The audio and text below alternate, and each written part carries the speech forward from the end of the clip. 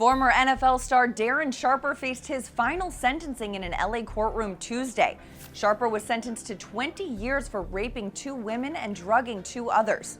Now, this is merely a legal formality, with Sharper already being sentenced to 18 years by a federal judge.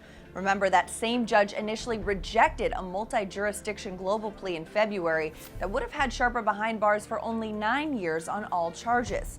This is the last stop for Sharper, who has faced sentencing in 4 different states and 5 different courts.